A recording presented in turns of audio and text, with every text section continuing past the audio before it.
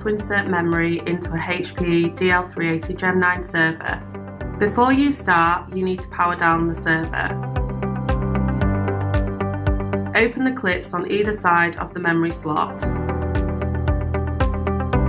Align the notch on the memory with the one on the memory slot.